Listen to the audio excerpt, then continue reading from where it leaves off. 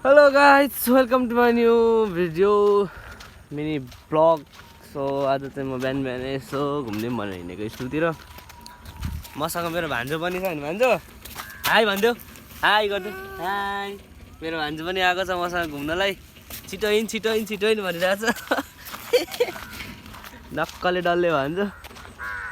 अनि यो चाहिँ मेरो गाउँ। गाउँ त सानै छ यार। यो माछा पाल्ने पोखरी, माछा पालन, तर कसको हो त थाहा छैन। यता छ, उता परि छ, यता टन्नै छ माछा पालन गर्ने ठाउँ।